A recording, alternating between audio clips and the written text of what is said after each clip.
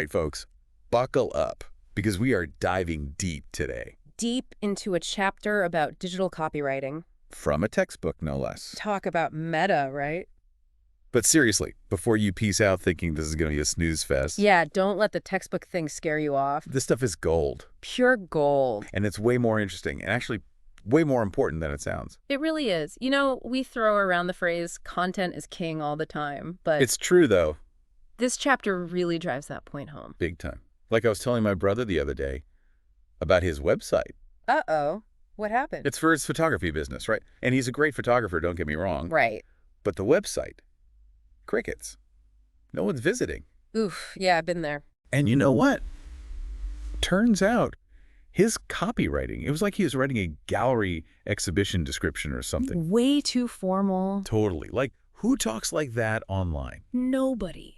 And that's exactly what this chapter tackles head on. It's about making your words connect in the digital age.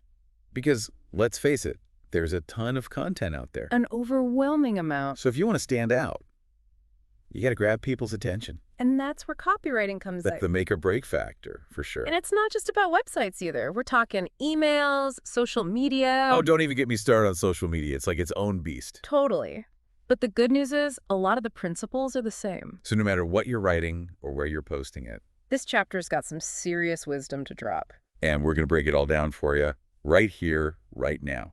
I got to say, though, when I hear the words copywriting, I kind of, I don't know, I think of like those cheesy sales letters you get in the mail. Right. Those are the opposite of what we're talking about. Yeah, exactly.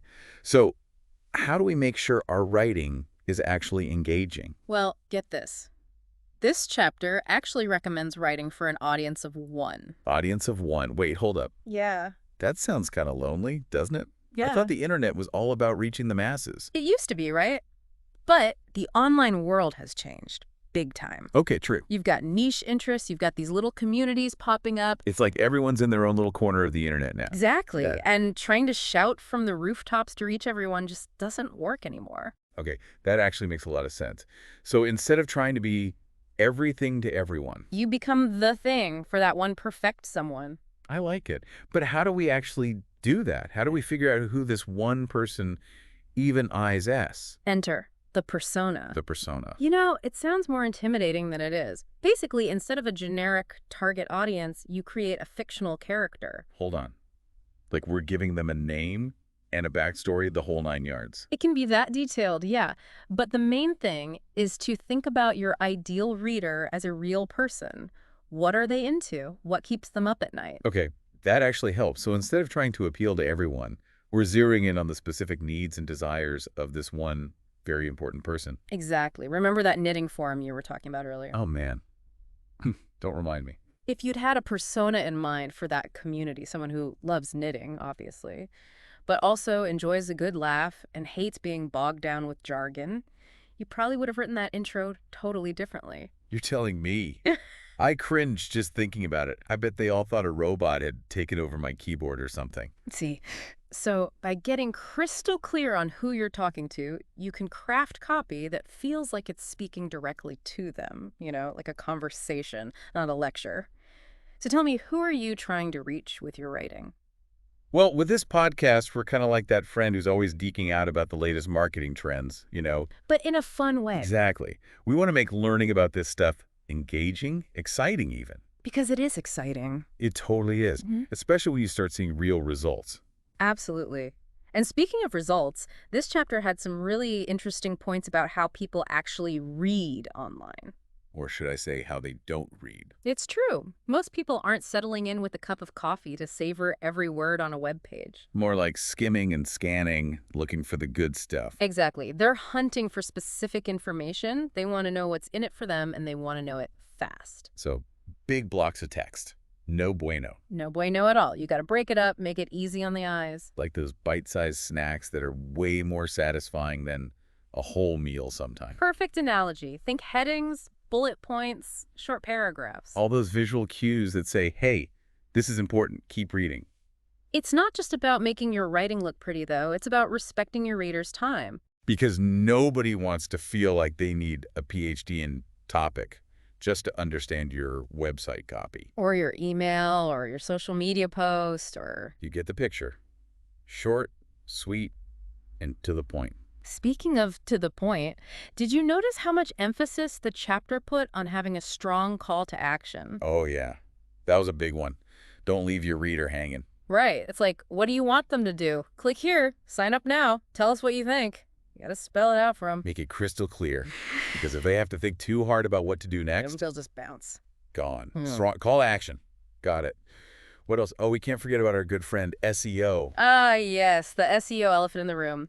We can't talk about online writing without talking about search engine optimization. Because even the most brilliantly written content won't matter if no one can find it. Exactly. It's like that amazing restaurant tucked away on a side street that nobody knows about. Doesn't matter how good the food is if no one's coming through the door. Okay, so how do we get Google to put our amazing content on the map? Well, the first step is understanding that Google is basically a giant robot. A very powerful robot. And like any good robot, it needs clear instructions. So we're talking keywords, right? Like those magic words that tell Google what our content is all about. Exactly.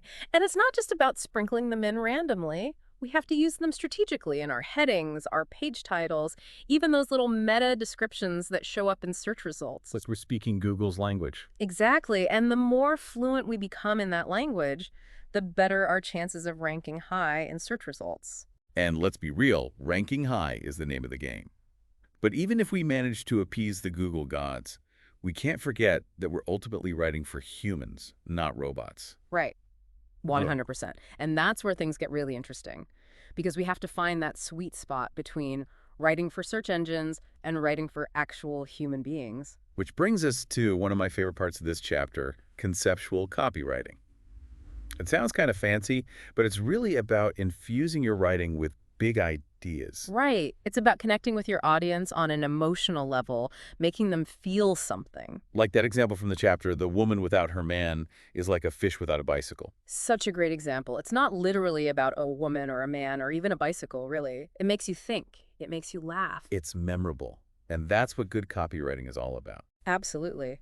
And speaking of memorable, that Yelp case study was pretty mind-blowing. Oh my gosh, yes. Tripling their email response rate just by tweaking their copy. Yeah. That's UShuGE. Talk about a game changer. It just goes to show even small changes can make a big difference. So as we wrap things up here, what's the one big takeaway you want to leave our listeners with today?